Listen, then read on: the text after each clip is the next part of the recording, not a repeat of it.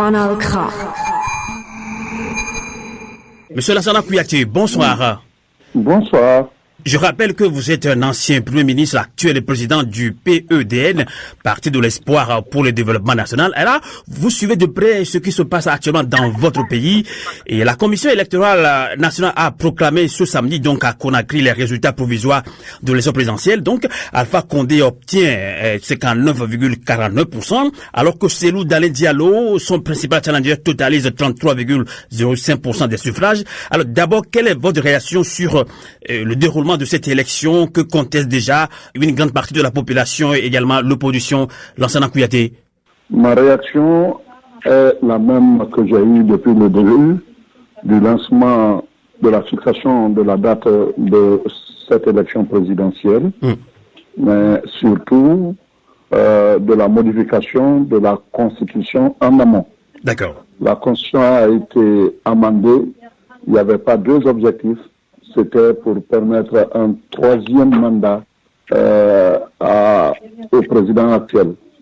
Un troisième mandat, on passe par l'artifice de créer une 40e république, je ne sais pas, 3e ou 4e république.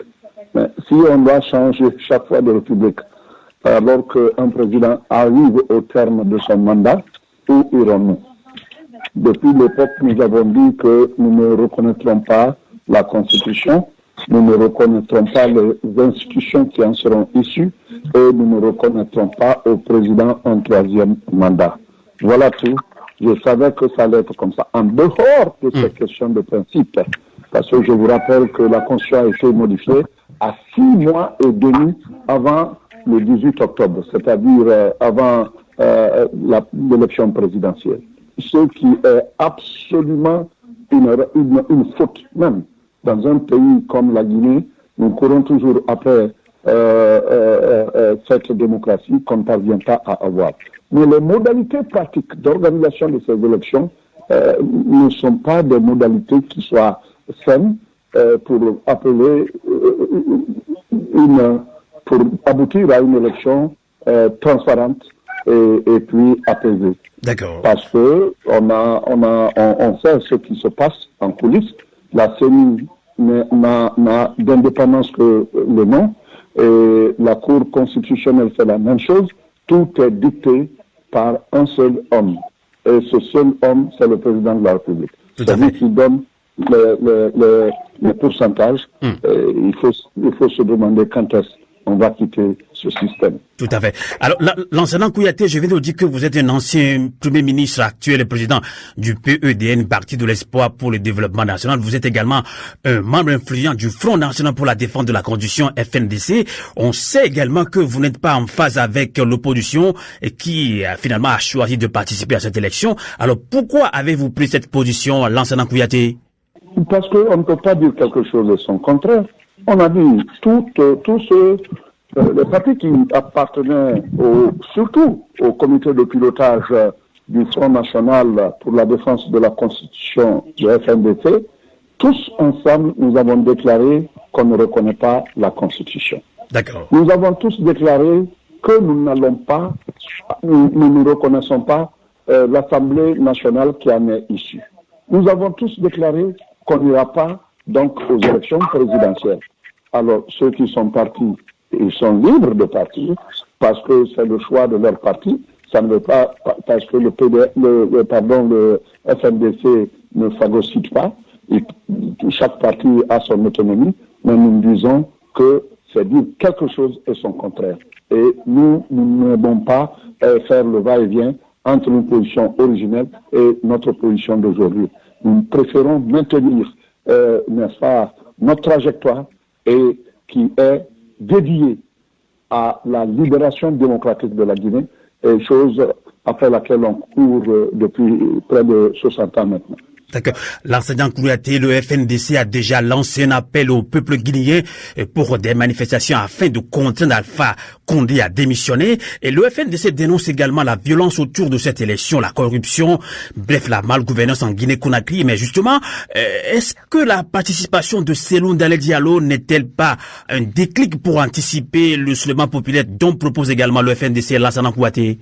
Oui, mais sauf qu'il a donné un quitus au troisième mandat du président Alpha Condé. Quand tu dis que un troisième mandat est impossible et que c'est illégal, c'est illégitime, alors tu n'acceptes pas d'être compétiteur avec celui qui le détient. Voilà tout. C'est ce qui limite c'est ce qui crée les nuances entre nous et l'UFDG. On n'est pas opposés, on est tous dans le FNDC, on était dans le FNDC. Mais il n'est pas le premier à avoir quitté pour annoncer sa candidature. Il y avait deux qui avaient quitté avant lui. Et lui et nous, on a dit qu'il faut que ces deux-là ne participent plus à nos vidéoconférences pour tracer la stratégie, n'est-ce pas, menant à notre combat pour justement ne pas permettre au président un troisième mandat. Et pourquoi lui le fait alors? D'accord. On va que vous n'êtes pas totalement en phase avec lui, comme je viens de le dire. Selon certains Guinéens, ça peut créer un déclic. Et là, c'est pour ça, actuellement, on me dit, sur notre page Facebook, un auditeur guinéen, justement, dit que oui, voilà, l'acte qu'a posé l'opposition, notamment Cellou Dalein Diallo, peut créer un déclic pour que le peuple guinéen se soulève. Que répondez-vous à cet auditeur depuis, disons, les États-Unis, justement? Tous ceux qui disent ça ont peut-être raison de penser ce qu'ils pensent. Mais est-ce que partout où le peuple s'est soulevé, on a eu besoin de ce déclic? Prenez le cas du Burkina Faso, prenez le cas de la Tunisie, prenez le cas du Soudan. Quelles étaient les difficultés? Ils n'ont pas attendu un tel déclic, une élection, pour aller compétir avec quelqu'un qui n'avait pas raison d'aller à une élection, à cette élection-là. C'est encore trop, et on laisse la boîte à Pandore ouverte, parce qu'un autre viendra dans ces conditions, surtout qu'on est assis dans un schéma électoral absolument insalubre, et celui qui viendra va, que ce soit l'actuel, dont on conteste la présence maintenant à ce niveau, mais celui qui viendra aussi, il attendra de faire les 12 ans, et après, qui dit qu'après, à la fin du deuxième mandat, il ne va pas changer un septement pour avoir 14 ans de plus. Alors arrêtons l'aventurisme. D'accord. Arrêtons ces calculs mesquins et disons non, n'est-ce pas, on ne peut pas changer à volonté, n'est-ce pas, quelque chose de sacré. Le président actuel a juré 2 fois, il a prêté serment 2 fois sur la constitution de 2010, qui a des intangibilités adoptées. Et quand on dit que cette constitution n'est pas légitime, c'est pas vrai, c'est parce que le président n'a pas voulu, comme l'exigeait, n'est-ce pas, les accords des forces vives, soumettre cette constitution au suffrage universel. Au lieu de soumettre cette constitution, une autre constitution a été bricolée, et c'est ce qui est parti, n'est-ce pas, devant le peuple. Donc il ne peut pas reprocher au peuple de n'avoir pas voté la constitution qui était une constitution solide. On peut amender une constitution. Il y a des choses qu'on a mises dans cette nouvelle constitution qui n'ont que valeur de loi organique. Mais pourquoi faire tout temps d'efforts pour pouvoir simplement donner 1 ou 2 mandats? D'accord. On a compris votre position, votre réaction également. Une dernière question rapidement pour vous libérer en ligne depuis la France, justement. Alors, l'enseignant Kouyaté, selon des informations, il y a environ 16 morts à la suite de cette crise post-électorale en Guinée-Conakry. Les militaires tirent à balles réelles sur les manifestants. La maison de Cellou Dalein Diallo a été encerclée par les forces de l'ordre. Certains Guinéens pensent également que la communauté internationale, notamment la CEDEAO, ne réagit pas comme il faut. Est-ce que vous partagez cet avis de vos compatriotes guinéens, l'enseignant Kouyaté? Je partage cet avis, je condamne absolument toutes ces menaces, ces morts. 16, c'est ce qu'on dit, ça peut être plus, je n'en sais rien. Mais honnêtement, c'est dommage et c'est condamnable ce qui se passe en Guinée. Et c'était prévisible, c'était même prévu, je dirais.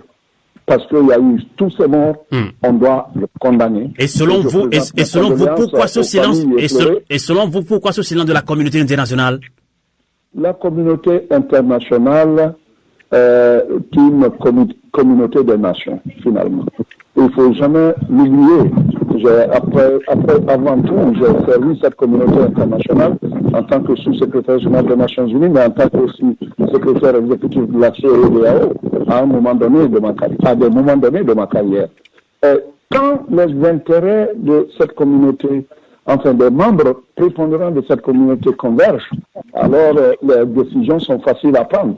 Mais quand leurs intérêts sont divergents, la communauté internationale ne devient qu'une commodité de langage. Et il n'y a pas d'entité plus forte que les États-nations.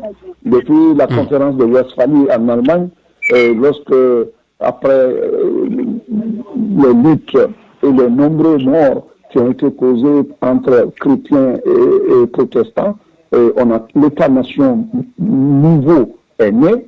Alors, il n'y a pas de puissance, même si c'est une organisation internationale. Par un simple veto, on arrête au Conseil de sécurité des résolutions qui sont pourtant importantes. Ça veut dire que rien ne dépasse la puissance et l'intérêt des nations. Quand ces intérêts ne sont pas convergents, ne vous attendez pas du miracle. Tout à fait. Merci beaucoup, Lansana Kouyaté, ancien Premier ministre, actuel et président du PEDN, Parti de l'Espoir pour le Développement National. Merci de nous avoir accompagnés en ligne depuis la France. Radio à vous l'été, l'esprit patriotique.